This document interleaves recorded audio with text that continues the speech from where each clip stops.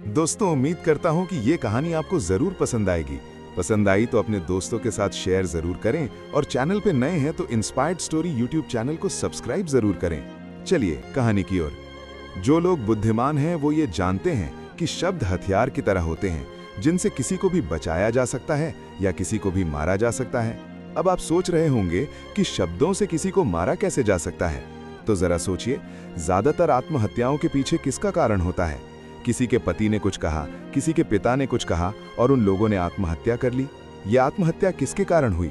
वो पीड़ित के मन को इतना दुखी कर गए कि उसके मन से वो दुख सहना और ज्यादा बर्दाश्त करना नामुमकिन हो गया और इसी वजह से उन्होंने आत्महत्या कर ली। ऐसे ही आपके शब्द किसी को नया जीवन प्रदान कर सकते हैं। जब कोई आदमी उदास होता है या दुखी होता है तो आपके शब्द उसमें एक नया जोश, एक नया उत्साह भर सकते हैं और एक हारा हुआ आदमी अपने जीवन में एक नई शुरुआत कर सकता है, सिर्फ शब्दों के माध्यम से, हमारी वाणी के माध्यम से। तो अब तक आप ये तो समझ ही गए होंगे कि हमारे शब्द हमारे जीवन को किस तरह निर्धारित करते हैं, शब्दों में कितनी ताकत होती है और किसी से बात करते वक्त हमें कितनी सावधानी से अपने शब्द बोलने चाहिए। आज जो बौद्ध कहानी मैं आपको सुनाने वाला हूं, उसमें आपको सीधे तौर पर कुछ ऐसे तरीके पता चलेंगे, कुछ ऐसी परिस्थितियां पता चलेंगी जहां पर आपको हमेशा चुप रहना चाहिए। कुछ परिस्थितियों में अगर आप कुछ नहीं बोलेंगे तो वही आपके लिए सबसे ज्यादा बेहतर होगा। इससे पहले कि आप इस कहानी में खो जाएं, इस चैनल को सब्सक्राइब जरूर कर लें। तो चलिए कहानी शुरू करते हैं। एक बार की बात है, एक युवा लड़का एक बार एक बौद्ध भिक्षु के पास पहुंचा।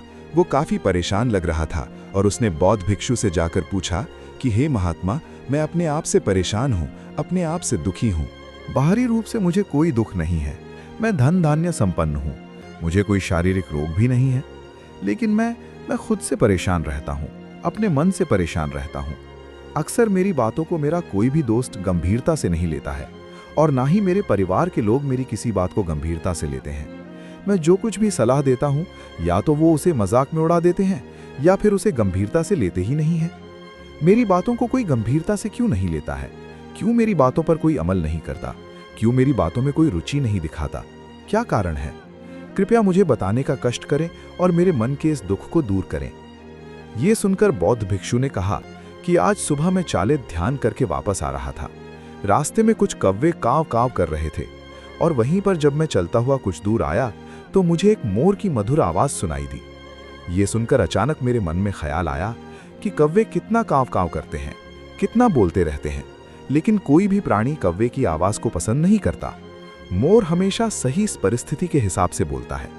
जब भी बारिश होने वाली होती है और बादल गरजते हैं और बारिश होने की आशंका होती है, ऐसे में मोर अपनी मधुर आवाज में गाता है जो सभी को प्रिय होता है, सभी को अच्छा लगता है।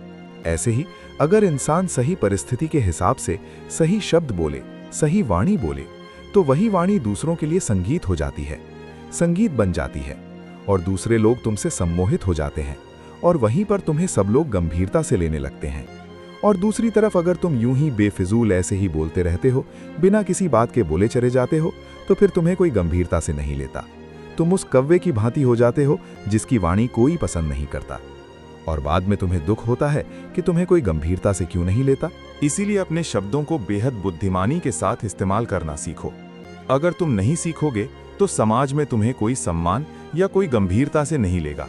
ये सुनकर वो युवा लड़का बोला कि हे महात्मा, मैं जानता हूँ कि मैं ज्यादा बोलने की बीमारी से ग्रस्त हूँ, मुझे इतना नहीं बोलना चाहिए, लेकिन मैं अपने आप पर काबू नहीं रख पाता और ना ही मैं इतना बुद्धिमान हूँ कि मैं अपने शब्दों को नाप तोल कर बोल सकूँ। मैं तो किसी से बात करते वक्त इतना सोचता भी नहीं कि मुझे अपने शब्द किस तरह इस्तेमाल करने हैं। कृपया करके कुछ ऐसी परिस्थितियां बता दीजिए जहां पर मुझे कम बोलना है या फिर बोलना ही नहीं है, हमेशा चुप रहना है। अगर आप मेरा ऐसे मार्गदर्शन कर सकते हैं तो मेरा जीवन आसान हो जाएगा और मुझे ज्यादा दिमाग या अपनी बुद्धि लगाने की भी जरूरत नहीं पड़ेगी। ये सुनकर बौद्ध भिक्षु ने मुस्कुराते हुए कहा कि बेटा, वैसे तो इंसान को हर परिस्थिति में सोच समझकर ही बोलना चाहिए, लेकिन अगर वो हमेशा होश में नहीं रह पाता है, ध्यान में नहीं रह पाता है, मैं तुम्हारे दैनिक जीवन की कुछ ऐसी परिस्थितियां बता रहा हूं जहां पर तुम्हें हमेशा चुप रहना है। अगर तुम ऐसी जगहों पर कुछ बोलोगे तो तुम्हारा अपमान ही होगा या फिर तुम्हें कोई गंभीरता से नहीं लेगा। सबसे पहली जगह है, या यूं कहें ऐसी परिस्थिति जहां पर इंसान को हमेशा चुप रहना चाहिए, वो है जब किसी ऐसे विषय के बारे में बातचीत हो रही हो जिसके बारे में आपको कोई जानकारी ही नहीं है। तो ऐसी परिस्थिति में व्यर्थ में बीच में टान अड़ाना, व्यर्थ का ज्ञान देना, आपको कुछ पता नहीं है लेकिन फिर भी आप अपना ज्ञान देने के लिए उत्सुक हैं, तो ऐसी जगह पर आपका अपमान ही होगा। जरा तुम खुद सोचो, जब कोई बीमार आदमी अपनी बीमारी के बारे में चर्चा कर रहा हो और आपको उस बीमारी के बारे में कोई भी ज्ञान नहीं है, लेकिन फिर भी आप व्यर्थ में, बेकार में उसे ऐसी ऐसी औषधियां बता रहे हैं जिनका उसकी बीमारी से कोई तालमेल ही नहीं है, तो ऐसे में आप अपनी प्रतिष्ठा अपने हाथों से खो रहे होते हैं और आपको पता ही नहीं होता। ऐसी परिस्थिति में आदमी को हमेशा सुनना चाहिए। ध्यान से सुनना भी एक कला होती है। अगर आप सुनने का दिखावा करेंगे तो कहीं ना कहीं सामने वाले आदमी को यह एहसास हो जाता है कि ये मेरी बात पूरे ध्यान से नहीं सुन रहा है। इसीलिए जब आपको किसी विषय के बारे में पूरी तरह से जानकारी ना हो तो वहां पर केवल अपने कान लगाना ही ज्यादा महत्वपूर्ण होता है, ज्यादा जरूरी होता है। आप उस इंसान की बातें ध्यान से सुन सकते हैं और इसी बीच आप दोनों के बीच एक संबंध पैदा होगा और वह संबंध सच्चा होगा क्योंकि आपने उसके बात को बड़े ही ध्यान से सुना है और इस बात का पता सामने वाले को भी होता है। तो हम बिना कुछ बोले सिर्फ सुनने मात्र से किसी को अपना मित्र बना सकते हैं। इस बात को हमेशा ध्यान में रखना। दूसरी जगह जहां इंसान को हमेशा चुप रहना चाहिए वो है खाना खाते समय। खाना इंसान को हमेशा चुप रहकर खाना चाहिए, मौन रहकर खाना चाहिए। महात्मा बुद्ध और उनके भिक्षु हमेशा चुप रहकर भोजन करते हैं, शांत भाव से भोजन करते हैं, परिपूर्ण होकर भोजन करते हैं, पूरी तरह से करते हैं, एक एक टुकड़े का स्वाद लेकर भोजन करते हैं। और ऐसा भोजन जब आपके शरीर में पहुंचता है तो वो आपके अंग अंग तक ऊर्जा पहुंचाता है। अक्सर हम भोजन करते वक्त कुछ ना कुछ बोलते रहते हैं, कुछ ना कुछ सुनते रहते हैं, लेकिन मौन रहकर पूरा स्वाद लेकर उस भोजन को कभी नहीं करते। हम उस भोजन को करते वक्त आधे अधूरे ही रहते हैं और इसीलिए हमारा शरीर रोगों से ग्रस्त हो जाता है। जरा तुम खुद सोचो, बौद्ध भिक्षु हमेशा भिक्षा लेकर भोजन करता है और भिक्षा भी बिल्कुल मामूली सी, और वो भी एक वक्त का। तो एक वक्त भोजन करने के बाद भी वो इतने स्वस्थ रहते थे, इतने उत्साह, जोश और आनंद से भरे होते थे। और हम तो इतना खाना खाते हैं, इतनी सारी भोजन की सामग्री हमारे लिए उपलब्ध होती है, लेकिन हमारे शरीर में कोई ऊर्जा नहीं होती। इसका सबसे बड़ा कारण होता है कि हम अपना भोजन होश में नहीं करते हैं, परिपूर्ण होकर नहीं करते हैं, मौन रहकर नहीं करते हैं। इसीलिए अपना भोजन हमेशा मौन रहकर ही करो। तीसरी जगह जहां पर अगर आपने चुप रहना सीख लिया तो इसका मतलब यह है कि आपने अपने ऊपर विजय हासिल कर ली। जी हाँ, गुस्से में शांत रहना या चुप रहना इतना आसान नहीं होता है। अक्सर हम गुस्से से भरकर कुछ ऐसे शब्द या अपशब्द बोल जाते हैं जिसका पछतावा हमें हमेशा रहता है, लेकिन जुबान से निकला हुआ शब्द वापस नहीं हो सकता। उस शब्द को मिटाया भी नहीं जा सकता। अब वो जिंदगी भर हमारे दामन से जुड़ चुका है और वो गुस्से में बोला गया अपशब्द हमारे मन को समय समय पर बेचैन करता रहता है, दुखी करता रहता है। लेकिन गुस्से के वक्त चुप रहना सीखना भी एक बहुत बड़ी कला होती है। गुस्से में आदमी का अपने ऊपर काबू कहाँ रहता है, अपनी इंद्रियों को वश में कहाँ रख पाता है। इसीलिए इस कला को आप तभी सीख सकते हैं जब आप गुस्सा भी होश में रहकर कर पाएं। जब भी आपको गुस्सा आए, आपके दिमाग में सिर्फ एक ही बात आए कि मुझे चुप रहना है, मुझे किसी से कुछ गाली गलौज नहीं करना है, किसी को कोई अपशब्द नहीं बोलना है। और जब ये विचार गुस्से के साथ जुड़ जाता है और धीरे धीरे ये आदत बन जाता है तो आप अपने गुस्से को भी काबू में करना सीख जाते हैं। जब भी कभी गुस्सा आए तो किसी को कुछ बोलने की बजाय कुछ शारीरिक व्यायाम करना शुरू कर दो। उछलना, भागना, दौड़ना, जिम करना, कुछ भी आप ऐसा व्यायाम कर सकते हो जिसमें आपका शरीर थक जाए। आप पाएंगे कि जब आपका शरीर थक जाता है तो आपका मन भी शांत हो जाता है। आपने उस गुस्से की ऊर्जा को एक सकारात्मक रूप दे दिया और यही बुद्धिमान व्यक्ति की पहचान होती है, जो दूसरों के तानों से भी अपना घर बना लेता है, अपनी कामयाबी के रास्ते निकाल लेता है। वही सच में बुद्धिमान आदमी है। जो जहर को भी दवा बनाकर इस्तेमाल करना सीख जाए, वही असली बुद्धिमान होता है।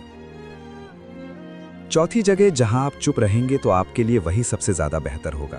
जब चार लोग आपस में बैठकर बातें कर रहे हों, कोई बैठक कर रहे हों, तो वहां पर जब चार लोग बात कर रहे होते हैं तो चारों लोग एक साथ तो बात कर नहीं सकते। एक बार में एक व्यक्ति बोलेगा और तीन सुनेंगे, तभी वो बैठक कामयाब हो पाएगी, तभी वो चर्चा सही रूप में आगे बढ़ पाएगी।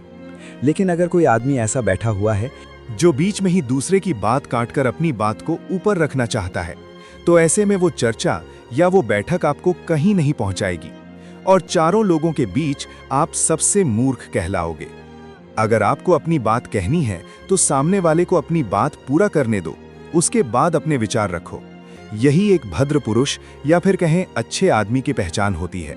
और आखिरी जगह, अगर हमारे माता पिता हमें कुछ कह देते हैं, हमारे बड़े बुजुर्ग हमें किसी बात पर डांट देते हैं या हमें थप्पड़ भी मार देते हैं, तो ऐसी जगहों पर आपका चुप रहना ही उनके प्रति सम्मान दिखाएगा, उनके प्रति आदर का भाव व्यक्त होगा।